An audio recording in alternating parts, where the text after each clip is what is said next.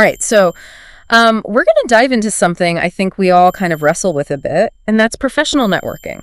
Like, it's essential, we all know that, but for so many of us, it brings up, that image of awkward conversations and, just kind of forced smiles. Yeah, I could see that, it's often presented as this strategic game, with winners and losers, and that can be really off-putting. Yeah, totally. And that's what makes our source for this deep dive so refreshing. Oh, okay. It's a personal reflection originally written in Bengali. Wow. That digs into the mindset of networking. So no step-by-step formulas here. We're talking about really like building genuine connections. Like that. Yeah, and the source kicks things off with a very powerful statement. Yeah. They say, if you make yourself valuable overnight, you can establish countless networks. Wow. It sounds too good to be true, but they explain exactly what they mean. That's so interesting. I'm curious to hear more. What do they mean by that? Oh, wow. How do you make yourself valuable? Yeah, well, and it's fascinating because the emphasis isn't on, self-promotion. Right. It's on offering something valuable to others. Okay. So it could be knowledge, insights, connections, even just a fresh perspective. Yeah. So instead of thinking, what can I get from this person? Exactly. We should be asking, what can I offer? Yes. I love that. And it's about becoming the person that others are drawn to because you bring something really unique to the table. Yeah, like when you think about the people that you're drawn to, Yes. what makes them magnetic. Exactly. It's very rarely about their job title alone. No, it's not. And that actually leads perfectly into the next point that the source brings up. Okay. They talk about their own networking style as being more intuitive than target-driven. Interesting. And they even share an anecdote about connecting with someone at a conference simply because they were intrigued by their work. I like that a lot. Yeah, me too. It suggests that we don't need this meticulously planned approach. Sometimes genuine curiosity can be the most powerful tool. Yeah. Is there room for both approaches? That's a good question, and I think there's not one right way. Right. But even in those chance encounters, Yeah. You're at the bookstore or whatever it is, being genuinely interested in the other person Yes. is key. It is, and I think the source says it perfectly. Right. They say just saying, "Hi, hello, how are you, brother?" Right. doesn't build relationships. We've all had those interactions, Yep, right? 100%. We've all been there. It's like you exchange pleasantries. Yes. But did you actually connect? Yeah, did you learn anything? Exactly. And that's where I think this source's approach to asking questions is really fascinating. Okay. They talk about really engaging with someone's work or ideas before reaching out to them. Okay. Crafting questions that show that you've done your homework. You've done the work. And that you're genuinely interested in what they have to say. So it's not about showering them with generic praise or just saying, "What do you do?" Exactly. It's about showing genuine interest Yes. and respect for their expertise. Yes, and the source uses a phrase that I love. Oh, okay. What is that? They say intelligent questions, suggesting we need to move beyond just superficial inquiries and really get to the heart of what someone does and why they do it. Yeah, make them think. Yeah, and it makes me think about a time when I was at a conference and someone asked me a question about my work, and it wasn't just flattering. It sparked a whole new way of thinking about my work. Right. And it wasn't even like directly related. Yeah. But it made me think differently, and I bet that's the kind of impact I bet. the source is aiming for with their questions. I think so. It's about sparking a genuine connection Yeah. and leaving a lasting impression. It's not just getting information. It's about igniting a meaningful dialogue. Right. And it all ties back to this idea of building your value currency. Yes. Right. Because if you're coming to the table with insightful questions and a genuine desire to learn, you're already offering something valuable. You're not just there to take. You're there to contribute.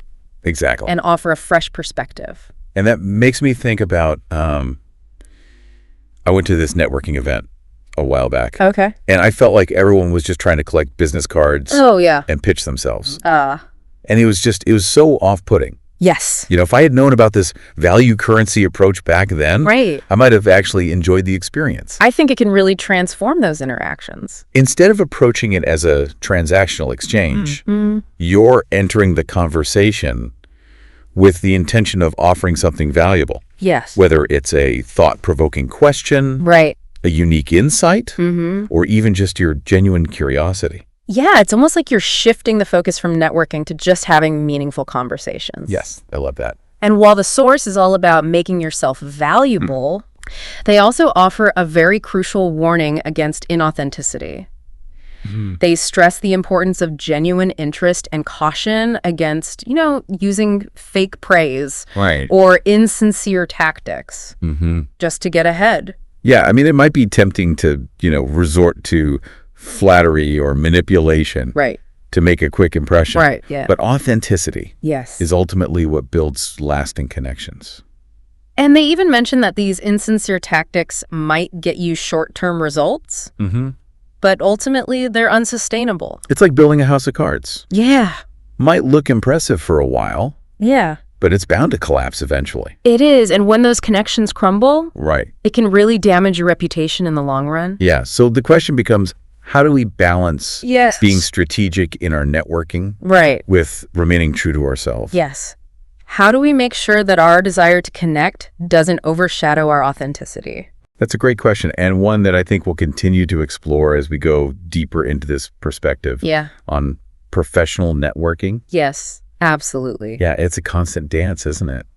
Finding that sweet spot between being intentional, but also staying true to yourself. Yeah, and I think that's what really resonated with me about this source's approach. Okay. Is that it's a journey. Yeah. It's not like you unlock the secret and then you're set. Right. The source actually talks about it as this ongoing process, something you're always refining. I like that. And they even talk about how they're always paying attention Okay. to what works and what doesn't, and tweaking their approach based on those interactions. So constantly learning Yes, constantly learning. and adapting.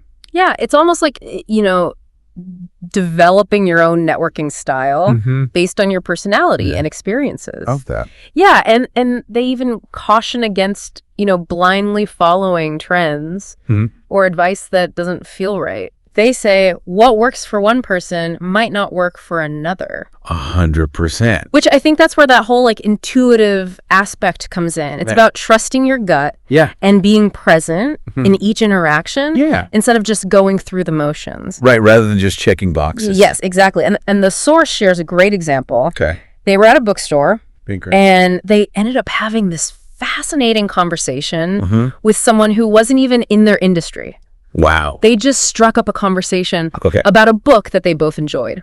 So it really challenges the idea that networking has to be this calculated, strategic activity. Yes, 100%. It's like sometimes the most unexpected encounters can lead to valuable connections. It's so true. And while the source, really believes in that, they also say it's important to have some level of strategy, especially when it comes to clarifying your goals and identifying those people or communities that align with your interests. So it's not about ditching strategy altogether. Yeah. It's about finding that balance. Yes, the right balance between intentionality and spontaneity. Yes. I love that. Yeah. Where do you see that in your own networking experiences? Oh, that's such a great question.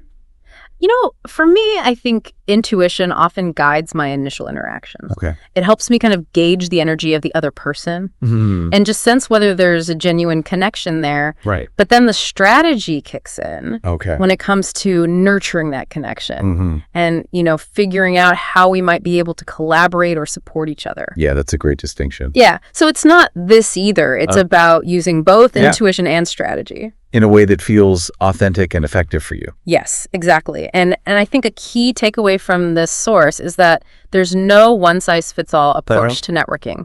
It's about finding what works for you. Trying things out. Experiment. Yeah. And constantly refining your approach. Yes. And a big part of that is being self-reflective. Paying attention to what's resonating with the people you're connecting with and being willing to adjust your strategies accordingly. It's about viewing it as a skill that you can develop and improve over time. This whole conversation is making me think back to some of my past networking experiences. Okay.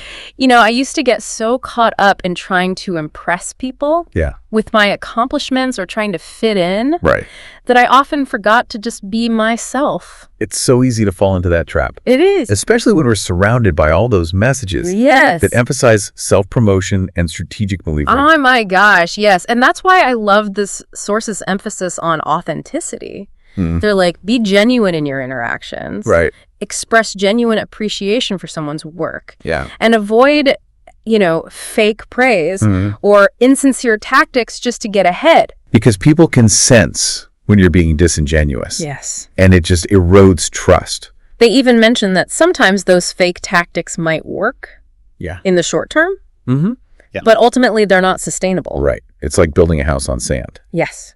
It might look impressive at first, but it's not going to last. It won't stand the test of time. And when it crumbles, Right. it can damage your reputation. Yes. And make it even harder to build those genuine connections in the future. So how do we navigate that?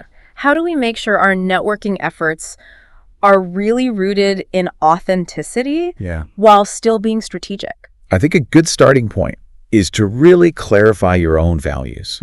What do you stand for? Okay. Ask yourself, what are the principles that guide my professional life? What kind of relationships do I want to cultivate? What kind of impact do I want to make? Those are great questions. Right. And once you have a better understanding of your own values, you can start to identify the people and communities that resonate with you. That makes sense. It's about being intentional about who you connect with. Right. Making sure they align not just with your professional goals, Yeah. but your personal values as well. Yeah. That makes it so much more meaningful. It does, right? It's not just collecting contacts. It's building a network of people who inspire you. Who challenge you. Yes, who support you. And who support you right back. Yes, and challenge you to grow. And that makes me think about when I first started in this field, I went to this conference and I met this group of people. Yeah. And we just clicked. And it wasn't about networking or self-promotion. Right. We were just sharing ideas, supporting each other, and genuinely celebrating each other's successes. Yeah, and I think that's the kind of energy we should all be bringing to these interactions. It is, right? It's about shifting that focus from what can I get Exactly. to how can we support each other Yes. and grow together. I love that. It's viewing it not as a transactional exchange, but as an opportunity to build relationships Yes. and contribute to that collective sense of purpose. I love that. And that's where the real magic happens. Yes. When you approach it with that mindset, you create a ripple effect of goodwill and support that benefits everyone. Oh my gosh, yes. And this conversation has given me so much to think about. Yeah. I'm starting to see networking in a whole new light. I'm glad. It's about genuine connection, contributing to a community, and ultimately making a positive impact. Absolutely. And I think that's what this source is advocating for. Yes. Moving away from this transactional view and embracing the power of authentic connection. It's so much less intimidating.